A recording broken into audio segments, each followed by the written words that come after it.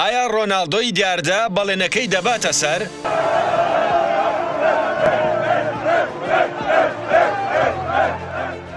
ئەستێرەی بەناوبانگی بەرازیلی ڕۆناڵدۆ نازاریۆ کە لە ئێستادا سەرۆکی یانەی بەلێدوەلیدی ئیسپانیە بەڵێنی دابوو ئەگەر بێت و یانەکەی بتوانێت سەر بکەوێتەوە بۆ خولی لالیگای ئیسپانی 500 کیلۆمەتر بە پاسکیل بڕوات.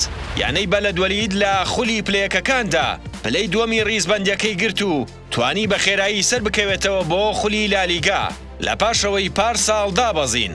ڕۆناڵدۆ لە پێگەی خۆی وتی کاتێک لە ساڵی 2021دا دابەزین بۆ خولی پلەیەک بەڵێنم بە خۆمدا کە ڕێگەی کامینیۆ دی سانتیاگۆ بە پاسکیل ببڕم ئەگەر سەر بکەوینەوە بۆ لالیگا لەبەرەوەی بە پێ ناتوانم ئەو ماوەیە ببڕم.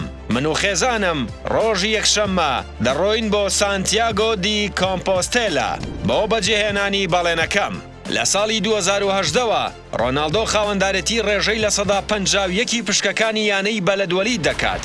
لە نیسانی 2020دا ڕێژەکەی گەیاندا لە سەدا 82. ڕۆناڵدۆی دیاردە لە هەمان کاتدا خاوەنی یانەی کرۆزیرۆی بەرازیلیشە.